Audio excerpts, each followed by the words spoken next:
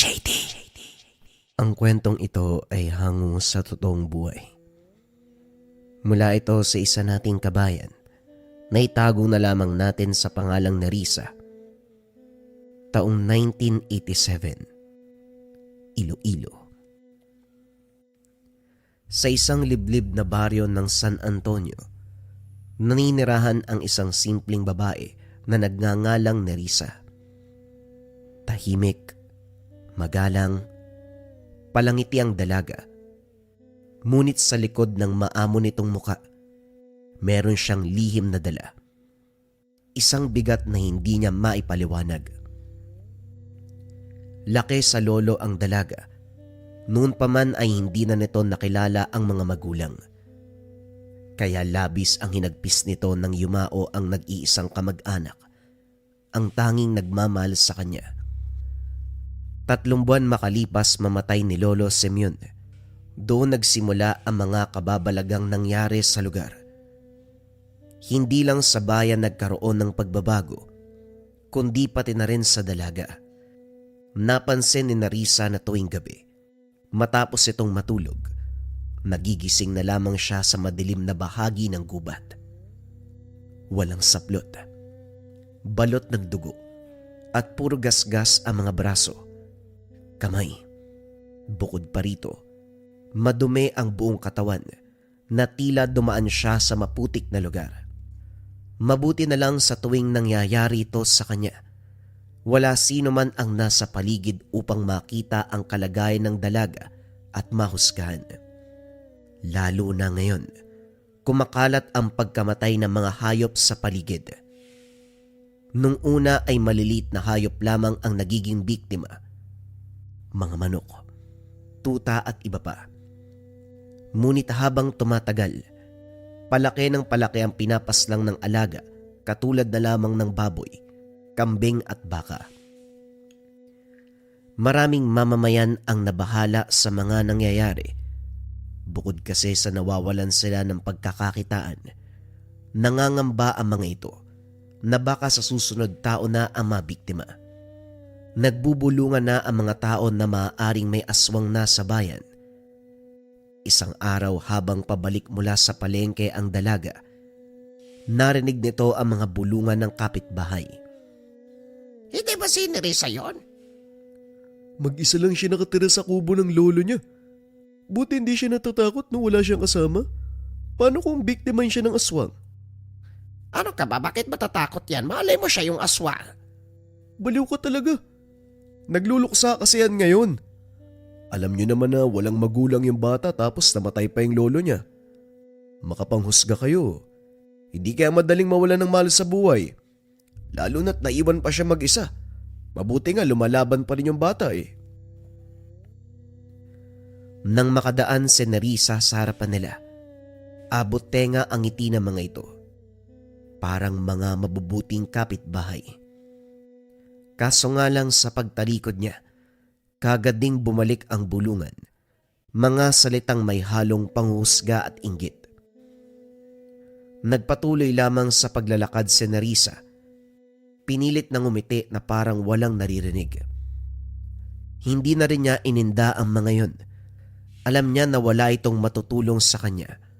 Ang opinyon ng mga tao na hindi nakakaunawa sa pinagdaanan niya. Sa pagdating ng tahanan, sinalubong kagad siya ng katahimikan. Ang dating maingay na bakuran, tahanang puno ng tawanan, ngayon ay napalitan at nilamon na ng kalungkutan. Ang mga halamang inalagaan noon ng lolo, ngayon ay itim at tuyo na. Ang mga dingding ay marupok at ang kisame ay nagpapatak ng tubig mula sa bubong. Pumapasok ito sa silid at doon nakapatong ang lumang litrato ng lolo. Lolo, sobrang hirap bumalik sa bahay na to lalo na't wala ka. Sandaling natigilan si Nerissa nang maramdaman ang kakaibang lamig ng hangin. Bagamat sarado ang lahat ng bintana, nagtungo siya sa direksyon ng lumang hagdan kung saan sumasayaw sa sahig ang aninong gumagalaw kahit walang tao sa lugar. Baka guni-guni lang oras na siguro para matulog. Wika ni Nerissa sa sarili. Hindi naman matatakotin ng dalaga. Lalo na ngayon, kailangan niyang matuto mamuhay mag-isa. Tinitigan niya ang pulseras na binigay ni Lolo Simeon. Ayon sa matanda, wag na wag aalisin ang pulseras na yon dahil ito ang natatanging gamit na makakapagprotekta sa kanya, lalo na't balang araw mawawala rin ang lolo. Hindi ko talaga inaasahan to, Lolo. Yung balang araw na sinasabi mo, nangyari na pala talaga. Nakatulog na lamang ang dalaga. Pagmulat ng mga mata, balot na ang paligid ng dilim. Wala na siya sa loob ng kanilang tahanan.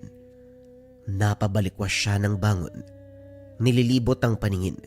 Ngunit pawang mga anino lamang ng mga puno ang gumagalaw sa paligid. Wala siyang maalalang lumabas. Ngunit malinaw na nasa gitna siya ng kakawyan. Puro damo, putik ang sahig. Hindi mawari kung paano siya napadpad doon.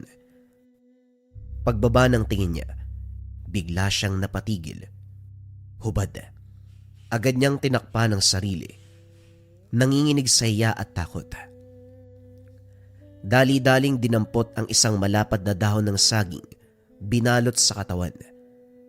Ang hangin ay malamig, ang lupa ay basa, at ang katahimikan ay nakakabingi. Muli niyang inikot ang paningin, tila may mga matang nakamasid mula sa dilim. Sa paggalaw ng kanyang mga kamay, napansin ang dugo. Malagkit, makapal at nangingintab.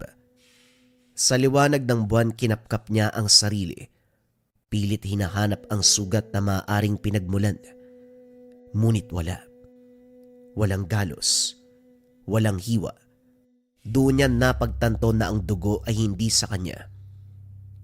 Mabilis siyang tumayo at tumakbo pauwi.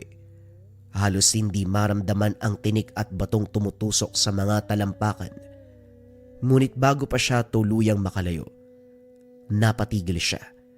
Mula sa likuran ng mga puno, may aninong gumalaw. Kahit malayo, hindi malinaw, siguradong may nakita ang dalaga. Parang may nakamasid, tahimik na sumusunod sa bawat hakbang niya. Pinilit niyang wag lumingon. Humigpit ang hawak niya sa dahon at sa pagitan ng kanyang paghinga. Ramdam niyang may malamig na hiningang dumadampi sa kanyang batok. Hindi na siya lumingon pa. Tumakbo ng buong lakas. Habang sa hindi kalayuan, may mga tunog ng kuko na humahagod sa lupa. Parang hayop na matagal nang nag-aabang sa pagbalik niya. Pagdating sa tahanan, kagad naligo si Nerissa. Umaasang maaalis ng tubig ang takot at dumi na dumikit sa kanyang balat. Ngunit habang binubuhusan ng sarili, unti-unti niyang naramdaman ang malamig na presensyang tila nanonood. Napatigil siya. Mula sa butas sa taas ng pader ng kubeta, isang maliit na siwang ang naroon. Sinadya para lang palabasin ng hangin. Kaso nga lang, may mga mata na nakasilip. Nangatog ang tuhod niya. Mabilis tinakpan ng katawan ng tela at tabo. Pinakiramdaman ng paligid. Hindi siya sigurado kung imahinasyon lang ba ito o may totoong tao sa labas. Ngunit ang butas na yon ay mataas. Imposibleng may nakasilip doon ng walang dalang hagdan. Lalong sumidi ang kaba niya. Dali-dali niyang tinapos ang pagligo. Halos hindi na nakapagbanlaw ng maayos. Pagbukas ng pintuan, tumingin siya sa paligid ng kubeta. Sa mga damo, sa likod ng pader, sa mga aninong gumagalaw sa liwanag ng buwan. Wala. Tahimik ang paligid. Tanging huni ng mga kuliglig at ihip ng hangin ang maririnig. Nagtakip siya ng kumot pagkarating sa kwarto. Pilit pinipigilan ang pag-iisip. Ngunit habang nakaiga, paulit-ulit na bumabalik sa isipan niya ang pakiramdam ng mga mata. Yung malamig, mapanuri, tila pamilyar na titig. Sa gitna ng katahimikan ay napaisip siya. Bakit palaging ako? Bakit sa tuwing nagkakaroon ng patay na hayop sa bayan, Ako ang nagigising sa kagubatan. Duguan. Maigpit niyang niyakap ang sarili at pinilit matulog. Ngunit sa labas ng bahay, may kalusko sa damuhan. Mahina, dahan-dahan, parang may umaaligid at humihinga sa dilim. Kinabukasan nagtungo muli si Nerissa sa palengke. Maaga pa lang, nagsimula na ang pagkilos ng dalaga habang hindi pa masakit ang araw sa balat. Ngunit tila may mabigat na hanging bumabalot sa paligid sa bawat takbang niya sa makipot na daanan ng mga tindahan. Narinig niya ang mga bulungan, mga salita na parang turok ng karayom sa tenga niya. Paano kaya nagkapera yan? Wala namang trabaho yan Baka may pamana yung lolo niya. O baka naman may ginagawa siyang kakaiba. Wika ng mga tao sa paligid niya. Hindi maganda ang ganitong usapan. Alam ni Nerissa sa baryong ito, ang chismis ay parang apoy sa tuyong damo. Isang bulong lang, sunog kagad ang reputasyon mo. At higit sa lahat, ayaw niyang pagkainteresan ang munting kubo nila, lalo na't wala na siyang kasama, at ang gabi ay lalong lumalamig mula nang pumanaw si Lolo Simeon. Mabilis siyang nag-isip. Pinilit ngumiti. Nilakasan ang boses habang kinukuha ang mga paninda mula sa tindera. Pautang muna Aling Deli ha. Pangako babayaran ko kapag nabenta ko yung lumang gamit ni Lolo. Alam mo naman ang hirap na kasi ngayon eh. Narinig ito ng mga chismosa sa malapit. Nagbago ang ihip ng hangin. Kaya naman pala, ganun pala Akala ko kung saan nanggagaling yung pera Kawawa din naman pala siya, Kahit papano lumuwag ang dibdib ni Nerissa. Ang bigat na kanina pa dinadala ay parang bagyang nabawasan. Naintindihan naman kagad ni Aling Deli kung anong ginawa ng dalaga. Sumakay na lamang ito habang palim na inaabot ni Nerissa ang bayad sa kanya. Ngunit habang inaayos ng dalaga ang mga pinamili, may mga matang nakatingin sa kanya mula sa dulo ng palengke. Isang matandang lalaki, payat, marungis at tila tagpi-tagpi ang suot. Nakasombrerong kupas, nakasandal sa poste ng ilaw. Ngunit ang pinaka nakakatakot ay ang mga mata nito. Hindi basta nakatingin, kung di nakatanaw. Matalim, parang sinusuri ang kaluluwa niya. Napahinto si Nerissa. Tumatagaktak ang malamig na pawis sa kanyang batok na para siyang inihipan ng malamig na hangin kahit tirik ang araw. Aling Deli, nakikita niyo po ba yung lalaking yun? Yung andun po sa may dulo? Sino po kaya yun? Tumingin si Aling Deli at nang makita kung sino ang tinutukoy, bagyang ngumiti ang tendera. Si Tatang Fidel. Wag kang mag-alala, iha. Mabait ang matandang yan. Pero bakit parang ang sama po niya kung makatingin? Ganun lang talaga yon. Medyo may kaunting pagkasira ulo. Yan ang sabi ng iba, laging nag-iikot dyan parang may hinahana. Paminsan pa nga daw, may mga kinakausap na hindi natin nakikita. Pero wag mo na lang pansinin. Bukod sa kawirduhan ng matandang yan wala naman siyang inaagrabyado. Ngumiti si Aling Deli.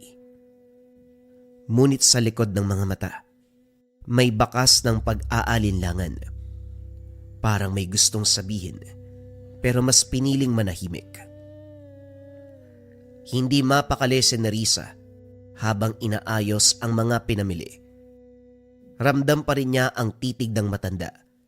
Pinilit na lamang ng dalaga na wag magpakita ng takot. Maraming salamat po, Aling Deli. Sa muling paglingon ni Nerissa, wala na si Tatang Fidel. Napalunok na lamang siya at nagpatuloy maglakad. Minabuti ng dalawa na umuwi bago pa muling makita ng matanda. Napalingon siya sa kaliwat kanan sa kabila ng ingay ng palengke. Sigawan ng tenderang nagbebenta ng isda, kalansing ng mga barya, huni ng mga ibon. Tila may isa pang tunog na sumisingit. Isang mahina, kaluskos na mga yapak na sumusunod sa kanya. Habang naglalakad pa uwi, ramdam niya na may anino sa likuran. Parating sumusunod, ngunit laging nawawala paglingon niya. Sa bawat kanto, bawat lilim ng puno, may pakiramdam siya na may mga matang nagmamasid. Pagdating sa dulo ng daan, bago siya pumasok sa kanilang bakuran, may maliit na bote ng dugo na nakatirik sa lupa sa tapat ng pintuan. May buhok pa ng manok at asin na nakakalat sa paligid. Napatras siya. Kinilabutan ang kanyang balat. Sinong gumawa nito? Wika sa sarili. At mula sa hindi kalayuan sa lilim ng punong mangga, may nakatayong figura. Si Tatang Fidel, tahimik at nakatitig lang. Sa gitna ng kanyang pagkalito, isang ngiti ang gumuhit sa labi ng matanda. Ngiti na hindi mo alam kung mabuti o naghahanda ng masama. Halos mapasigaw sa takot ang dalaga, ngunit nagpigil ito. Bakit po kayo nandito? Anong kailangan nyo? Nilakasan niya ang kalooban, nagsalita na parang hindi natatakot. Mag-isa ka lang sa bahay, diba, Nerissa? Wika ni Tatang Fidel. Kinilabutan sa boses nito. Kung gaano nakakatakot ang itsura, ganon din ang kanyang boses. Ikaw ho ba yung may gawa nito? Dapat sagutin mo muna ang tanong ko, Iha, bago ko sagutin ang katanungan mo. Nauna ako magtanong sa iyo pero tanong lang din ang sinagot mo. Nawala na ang takot na nararamdaman kanina. Napalitan na lamang ng pagkainis. Mukhang matalino kang bata. Pero mas marami kaming alam, ang mga nakakatanda. Lalo na kung gabi-gabi, naririnig namin ang sigaw ng kagubatan. Kahit walang tao, may mga mata na nakakakita pa rin. Napatigil si Nerissa. Nanlamig ang buong katawan. Parang pinapaywatig ng matanda na may nalalaman siya sa nangyayari. Hindi niya rin alam kung paano siya nakilala ng matanda. Maaring dahil sa mga bulong-bulungan ng mga tsismosa. Ngunit batay sa sinabi nito, siguradong may nalalaman, lalo na't parang sigurado si Tatang Fidel. O bakit natahimik ka? Huwag mo sabihin na hindi mo naalala. Nga pala, napakaganda ng pulseras na yan. Hula ko si Simeon ang nagbigay ano. Pero hindi mo ba alam? Hindi kanyang kayang protektahan. Wika ni Tatang Fidel. Dahan-dahang nilapitan si Nerissa. Tumigil ang mundo ng dalaga. Napatingin siya sa pulselas na matagal nang suot sa kanyang kaliwang pulso. Matanda na ang alahas, itim na pilak, may bahagyang kalawang at may ukit ng mata ng demonyo sa gitna. Sa paligid ng metal nakaukit ang mga lumang simbolo, mga letra't hugis na parang nagbubuga ng usok sa tuwing nasisinaga ng araw. Kailanman, hindi niya ito inalis. Regalo ito ni Lolo Simeon bago siya pumanaw. Ngunit habang pinagmamasdan ito, napansin niyang sa lilim ng sinag ng araw, may kumikislap na parang pula at sa bawat tibok ng kanyang pulso, sumasabay din ang pagtibok nito. Ang amoy ng dugo, ang daan pabalik sa bahay. Alam ng lupa kung saan ka nanggaling, Nerissa. Alam ng mga puno, halaman at hangin. Mabilis siyang umatras at tumakbo pawi. Halos mabitawan na ang mga pinamili. Kahit tanghaling tapat, ramdam niya ang lamig ng bawat salita na sinasabi ng matanda. Tila dumilim ang paligid. Sa bawat paglapit ni Tatang Fidel, sumasakit ang kanyang pulso. Ang pulseras ay nag-iinit. parang nag-aalab mula sa loob. Tumakbo siya. Tumalbog sa semento ang mga pinamili. Kumalat ang mga pruta sa sahig. Ngunit wala siyang pakialam. Ang gusto lamang ng mga panahong iyon ay makalayo. Pagdating sa bahay, halos masira ang pintuan sa pagsara niya. Isinandal ang sarili, hinihingal, nanginginig. Tahimik ang lugar. Hangin lamang ang maririnig. Hangin na may kasamang boses. Hindi mo maitago ang dugo, Iha. Lalabas at lalabas din ang katotohanan. Ang dugo mo, ang pintuan, bulong ng hangin. Nilingon at hinanap niya ang matanda, ngunit wala. Napalanok si Nerissa. Hindi na dapat magpatuloy pa ang ganito. Kailangan niya ng mga kasagutan.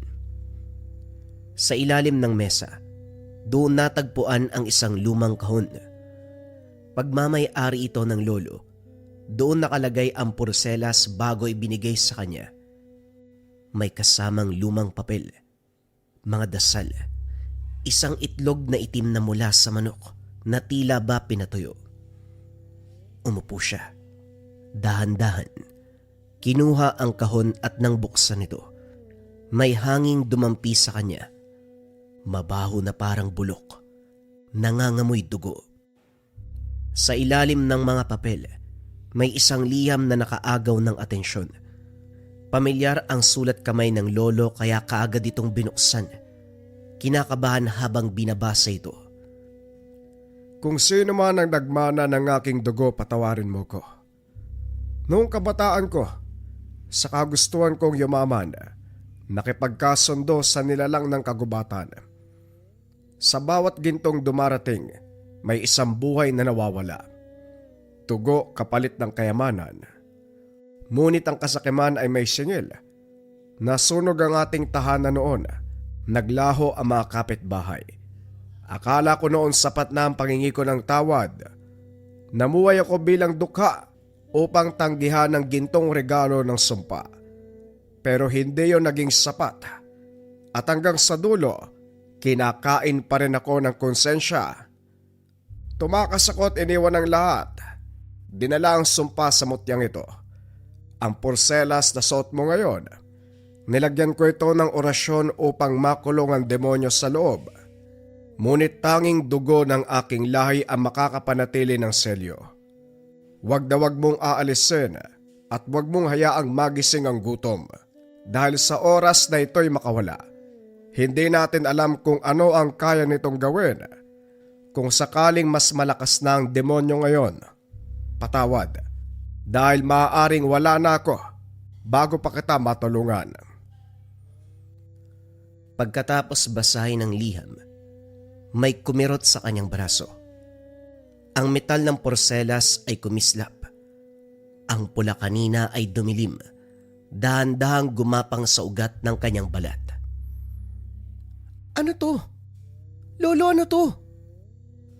Sa gitna ng panginginig, may boses sa sumagot. Hindi mula sa labas, kundi mula sa loob. Ang kabayaran ng inyong lahi. Wika ng boses. Walang tunog na lumalabas sa kanyang bibig. Ang paligid ay biglang lumabo, para bang nalunod sa hamog ang buong lugar. Ang hangin ay nanlamig, mabigat, at tila may amoy ng kalawang at bulok na laman. Ang mga ilaw ng lampara ay kumukurap. Sabay patay. Iniwan siyang nakatayo sa dilim. Tanging liwanag ng buwan ang sumisilip sa bintana. Dahan-dahan siyang lumapit. Ang kanyang paghinga ay mabigat at mabagal. Sa bawat hakbang tumutunog ang kahoy na sahig. At nang marating niya ang bintana, doon niya nakita ang katotohanan. Ang kanyang refleksyon, ngunit hindi siya ang nakakakita. Hindi ang dalagang si Nerissa, kundi isang nilalang na hindi niya mawari. Nawala ang mga buti nito sa mata. Tanging itim na lamang ang kapalit. Ngunit sa gitna, may pulang liwanag.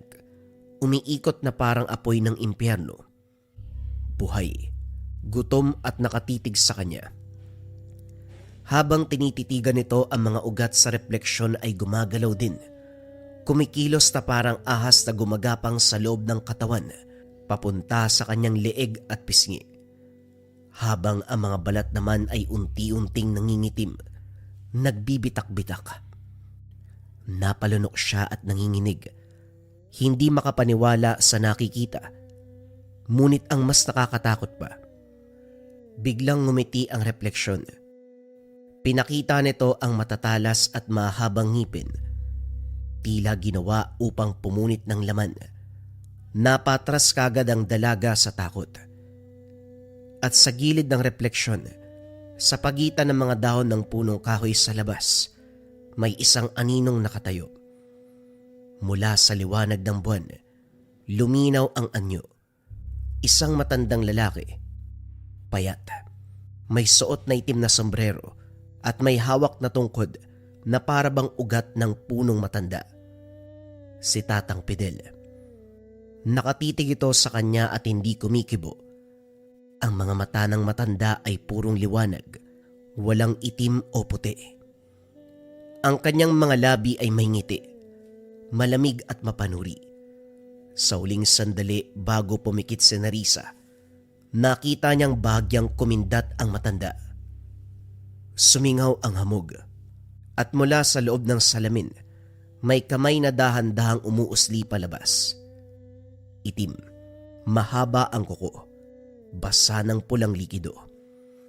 Umabot ito sa kanya. Halos maramdaman niya ang lamig ng balat at sa pagitan ng mga peraso ng hangin, narinig niya ang boses ni Tatang Fidel, mababa at may pagmamalasakit. Huwag kang matakot, Iha. Hindi siya pumapasok sa'yo, kundi galing siya mismo sa loob mo. Biglang nabasag ang salamin. Pumutok ang lampara. Si Nerissa ay napatras. Nanginginig. Hawak ang braso kung saan maigpit na nakakapit ang porselas ng kanyang lolo.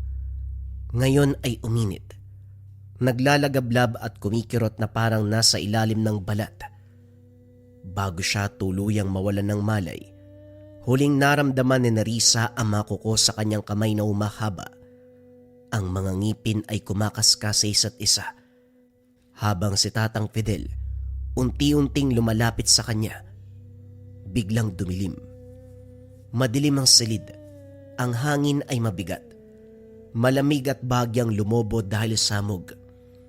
Sa gitna ng mga bubog ng nabasag na salamin, nakahandusay si Nerissa. Namimilipit sa sahig. Kahit tulog, ang pulsera sa kanyang braso naglalagablab ng pulang liwanag, tila apoy ng impyerno na gustong kumawala mula sa kanyang laman. Ang mga sugat ay nangingitim, gumagapang pakyat sa kanyang leeg na parang may mga uod na galing sa ilalim ng balat. Pilit na lumalabas, ngunit hindi pa sapat ang lakas. Ang tunog ng orasan ay biglang tumigil.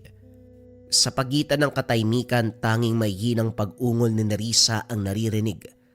Hindi boses ng tao, kundi halo ng dalawang nilalang na nag-aagawan sa isang katawan. Tahimik lamang si Tatang Fidel habang papalapit. Hindi siya nagulat. Alam niyang darating ang sandaling ito.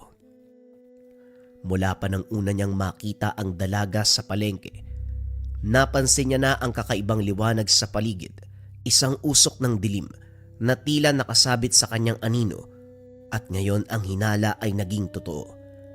Inilapag niya sa sahig ang daladalang bayong. Isa-isa niyang inilabas ang mga gamit. Isang maliit na boteng may laman na langis at abo ng pinutoyong alitap-tap. Ito ang kanyang ginamit upang pigilang gumalaw ang masamang espiritu. Mutya ng araw, taglay ang liwanag na hinubog sa lumang orasyon ng mga katutubo. At ang latigo, kung saan gawa ang lubid nito sa buhok ng tikbalang, isang sandatang pangtugis ng nilalang sa dilim. Lumod siya sa tabi ng dalaga. Maingat niyang pinahid ang langis sa noon ni Nerissa. Ngunit sa sandaling dumikit ang unang patak, Sumirit ang usok mula sa balat. Isang nakakabinging sigaw ang kumawala mula sa kanyang lalamunan. Ang boses ay malalim at mababa. May hahalin tulad sa halimaw na nanggaling sa kailaliman ng lupa. Matanda, akala mo ba mapipigilan mo ko? Sa sobrang gulat ni Tatang Fidel, napatras ito. Ngunit hindi pa rin tumigil ang nilalang. Ang mga ugat sa leg ni Nerissa ay kumilos, gumagapang pakyat sa kanyang muka, at ang mga mata ay naging itim na may apoy sa gitna. Pagbukas niya ng mata, ang kisame ay punit-punit na. Mula rito ay lumabas ang anino ng demonyo, balat na parang sunog na kahoy, matay purong itim, at mga ngipin na tila hinulma sa bakal. Nariyan din ang napakalaking pakpak. Mahaba ang mga pangil. Ang bawat galaw niya nag-iiwan ng apoy ng asupre. Tumalon ito pababa at sumapul sa sahig. Umuga ang buong bahay. Ang mga bubog ay lumipad. Sumabog sa lahat ng direksyon. Hinugot ni Fidel ang mutya ng araw, itinapat sa halimaw. Isinigaw nito ang orasyon at pumutok ang liwanag. Ngunit sinalubong ito ng halimaw. Pinalibutan siya ng itim na usok. Nagsalpukan ang dalawang puwersa, dilaw at itim. Ang sahig ay gumuho sa pagitan nila. Sumugod ang demonyo. Pumalo gamit ang matatalim na kuko. Dumula si Tatang Fidel. Tumagilid. Sinagpang ng halimaw ang poste na tila tinunaw ng sariling kamay. Hinampas ng matanda ang kanyang baston sa lupa at mula sa ilalim, lumabas ang bilog ng mga ukit na orasyon, mga simbolong umiikot, kumikislap. Biglang bumigat ang hangin. Ang halimaw ay napatigil sa sandali, ngunit humalakhak. Hindi mo alam kung sino ang pinipigilan mo, tanda. Muli siyang inatake ng nilalang. Mabilis, parang usok na may laman. Sa isang kisap mata, sumargo ito kay Tatang Fidel. Ang mga kuko ay humaba, nagiging parang mga patalim na nagliliyab sa dulo. Tumalon ito mula sa kisame, lumapag sa sahig ng may ugong na parang bakal na tumama sa bato, at saka umatake ng sunod-sunod. Napatras si Fidel gamit ang kanyang lumang baston bilang panangga. Sa bawat hampas ng nilalang, umuuga ang sahig, kumakalansing ang mga bubog. Isang matalim na kuko ang tumama sa kanyang balikat. Napangiwi siya sa sakit, ngunit hindi tumigil. Mula sa kanyang bayong, hinugot niya ang latigong gawa sa buhok ng tikbalang. Manipis ngunit tila buhay, kumikislap sa bawat dampi ng liwanag. Kung gawa sa apoy ang laman mo, hangin ang papatay sa'yo. Ilang beses niyang pinalipad ang latigo sa hangin. Bagamat malikse ang nilalang, agad nitong naiwasan ang sandata. Gayunpaman kalaunan natamaan rin ito. Nang tumama ang latigo sa balat ng nilalang, sumirit ang itim na usok na may halong amoy ng nasusunog na laman. Napasigaw ang demonyo sa sakit, tila pinagsamang iyak ng tao at alulong ng hayop. Bawat hampas ng latigo may kasamang orasyon, at sa bawat hampas si Fidel, lumilikha ito ng malipis na linya ng apoy sa hangin. Ang anyo nito ay nagbabago. Mula sa katawan ng tao, naging parang anino na may mga sungay na kumikintab sa liwanag ng apoy. Kaso nga lang mas lalo itong naging marahas. Umatras ito sandali at saka sumakay muli ng doble ang bilis. Tumalon ito sa pader. Kumapit gamit ang mga kuko. Tumilapon pababa. Tumama sa latigo ni Tatang Fidel. Sa isang iglap nagdikit ang kanilang mga puwersa. Liwanag laban sa dilim. Nagliyab ang hangin sa pagitan nila. At sa lakas ng pagsabog, tumilapon ang matanda sa kabilang dulo ng silid, bumagsak sa ibabaw ng mga bubong. Napahinga ng malalim ang matanda. Ramdam niya ang hapdi ng tagiliran, ang init ng dugo na dumadaloy sa kanyang balat at damit. Kaso nga lang nang tumayo siya, naroon pa rin sa kanyang mga mata ang matatag na liwanag. Muli nitong hinaplos ang latigo. Sa dulo nito unti-unting luminaw ang mga letra ng sinaunang baybayin. Nagliliyab na bughaw. Muling sumugod ang nilalang ngunit sa pagkakataong ito, si Tatang Fidel ang unang gumalaw. Sa isang mabilis na talon, pinaikot niya ang latigo sa ere. Bumuo ng bilog sa hangin at sa gitna ng bilog, nabuo ang simbolo ng araw, apoy, hangin at lupa. Ang mga sinaunang puwersang kailangan upang lumaban sa dilim, ibinato niya ito sa nilalang. Nang matamaan, sumabog ito sa liwanag na tila kidlat sa loob ng silid. Napasigaw muli ang demonyo nang gagalaiti siya habang nasusunog ang kalahating muka. Ngunit sa halip na mamatay, lalo itong nagliyab ng apoy. Pero hindi kulay pula o dilaw, kundi kulay itim. Kagad kinuha muli ng matanda ang mutya ng araw, idinikit sa lupa, at sinimulang bigkasin muli ang lumang Latin sa orasyon. Nagliyab ang lupa sa ilalim ng nilalang. Lumitaw ang mga ugat ng apoy. Kumapit ito sa mga paa ng demonyo at sinimulang hatakin pababa. Ang halimaw ay nagpumilit na lumaban. Muli siyang tumalon. Ngunit sa bawat takbang ay humahabol ang apoy. Parang mga kamay ng kaluluwang humihingi ng hustisya, inosenteng buhay, na kinuha nung panahon ni Lolo Simeon. Isang sigaw, matinis at nakakabingi, ang pumuno sa buong bahay. Bumagsak ang mga dingding, yumanig ang bubong. Ang ilaw mula sa mutya ni Tatang Fidel ay umabot hanggang kisame, ngunit kahit bumagsak na ang mga tabla, kahoy at bato, hindi siya umatras. Sa huling lakas, hinagis niya ang latigo at sa ere ito ay umikot ng 3 beses bago sumalubong sa nilalang. Tumama ito sa leg ng demonyo, bumaon, at sa isang hatak, nahati sa 2 ang katawan ng halimaw. Sumirit ang usok, sumabog ang liwanag, at sa sandaling iyon tumigil na ang lahat. Walang tunog, walang galaw. Tanging ang paghinga ni Tatang Fidel at pagaspas ng apoy sa mutya ang naroon. Dahan-dahan niyang tinignan si Nerissa. Nakahandusay, nanginginig ngunit humihinga. Nakita ni Fidel ang pulseras ni Nerissa, tumitibok na parang puso.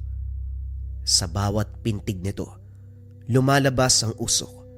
Unti-unting nangihina ang tunay na Nerissa, tila hindi na kayang labanan pa ang nilalang sa katawan. Wala na. Wala nang oras. Dinukot ni Fidel ang abo ng uling. Ibinuhos ito sa pulseras. Sabay pinahira ng langis ng ikmo. Sa sandaling tumama ang mga ito, kagad sumirit ang itim na dugo at ang halimaw ay napasigaw. Isang dagongdong na halos pumutok ang kanyang tenga. Itinaas ni Fidel ang mutya ng araw at muling sinambit ang orasyon. Nagtagpo ang mutya at pulseras. Pumutok ang liwanag. Isang pagsabog ng ginto, pula at puti.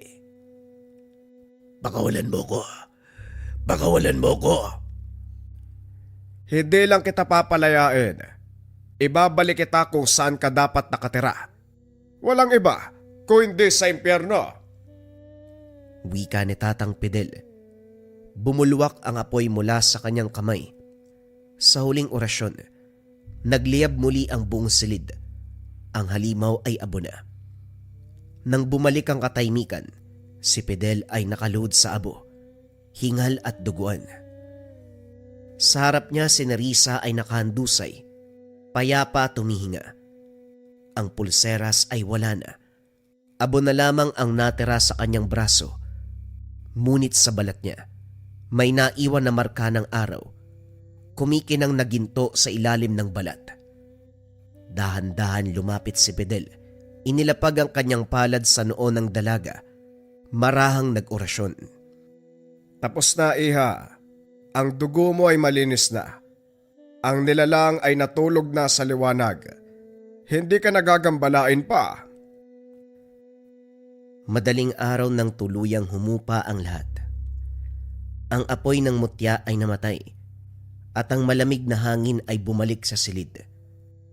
Dala ang katahimikan na matagal nang nawala. Sa gitna ng mga bubong at abo, unti-unting dumilat si Nerissa. Ang kanyang mga mata, na kanina ay pula at nagliliyab, ngayon ay kulay kayamanggi, tulad ng lupa pagkatapos ng ulan. Wala nang bakas ng dilim, wala nang apoy na kumikilos sa ilalim ng balat. Mahina siyang ngumiti, at sa pag-ikot ng kanyang paningin, nasilayan niya si Tatang Fidel.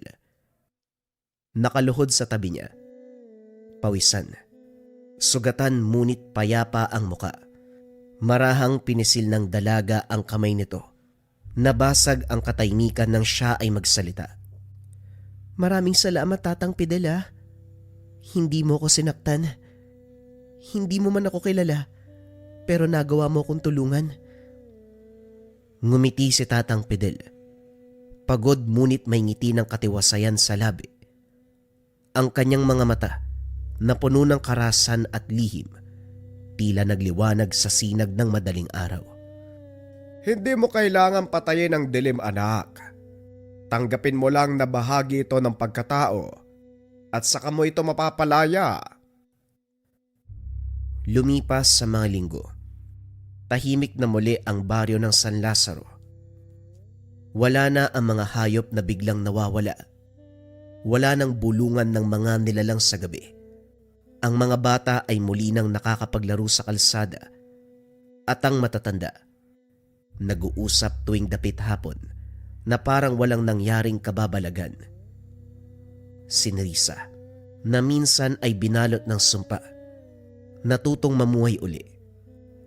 Araw-araw maaga siyang nagigising upang maglinis ng bakuran, magtanim ng mga halamang gamot at tumulong sa mga kapitbahay. Tuwing gabi nakaupo siya sa harapan ng bintana, nakatingin sa buwan, at sa unang pagkakataon sa mahabang panahon, natutulog siya ng walang bangungot. Paminsan sa may gilid ng gubat, kung saan nagsimula ang lahat, makikita si Tatang Fidel, ang matandang albularyo na minsan ay kinatakutan ng lahat. Nakaupo siya sa ilalim ng isang punong balete. Bitbit ang mga lumang bayong. Dahan-dahan niyang binuksan at sa loob ay may isang maliit na bote na tinatakan ng sinaunang selyo. Sa loob nito ay abo ng dalawang mutya, ang ginto ng liwanag at ang itim ng dilim, magkasamang nakahalo, magkasundo. Habang umiip ng hangin, tinitigan ni Tatang Fidel ang bote. May ngiti sa kanyang labi na may halong lungkot at kapayapaan. Isang kaluluwa na naman ang nakalaya. Pagkatapos ay tumingin siya sa langit, kung saan unti-unting sumilip ang araw sa likod ng mga ulap. Tuwing dapit hapon, bago matulog, naririnig pa rin ni Nerissa ang mahinang bulong sa hangin, isang boses na pamilyar, mababa at puno ng kabaitan. Huwag kang matakot, iya. May liwanag sa loob mo. At sa bawat gabing tahimik, hinahaplos niya ang kanyang pulso doon sa lugar kung saan minsan ay nakapulupot ang pulseras ng kadiliman. Ngayon, tanging isang bakas na hugis araw ang naroon, kumikislap sa ilalim ng liwanag ng buwan. Hindi ito sugat, kundi tanda ng kaligtasan at paalala ng isang matandang albularyo na minsan inakala niyang mapanganib, pero ito ang naging tagapagligtas. Paglipas ng panahon, naitaguyod muli ni Nerissa ang kanyang buhay. Nagpatayo siya ng maliit na tindahan ng mga gulay, halamang gamot at orasyon, mga itinuro sa kanya ni Tatang Fidel sa bawat taong lumalapit para magpagamot.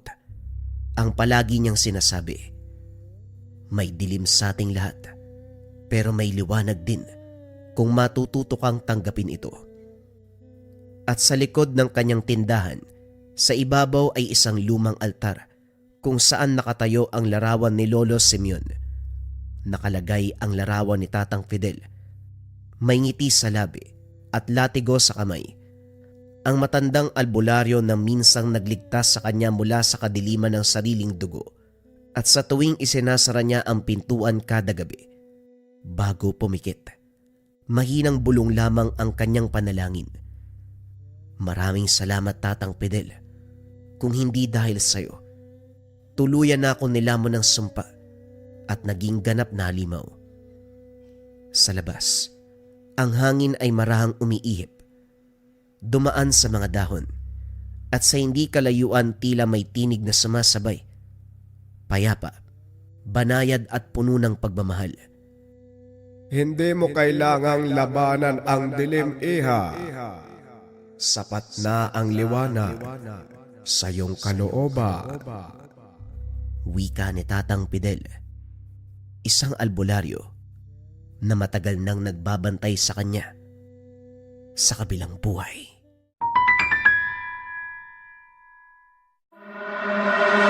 Inggit. Isa sa pinaka nakakairita, nakakainis, panira ng diskarte. Naranasan mo na ba yan, kabayan ko? Mga inggit na tao at kung ano-ano ang sinasabi sa'yo. Kung ano-ano ang hinihiling sa'yo. Sawa ka na ba sa ganito, kabayan? Subukan mo ang talagay bracelet. Kontra evil eye, kontra inggit. Mataas na uri ng depensa. Kung ano ang hinihiling nila na bunga ng inggit sa kanila mangyayari. Kung sawa ka na sa inggit ng mga tao, subukan mo ang talagay. Search mo lang ang shop ng Likha Merchandise.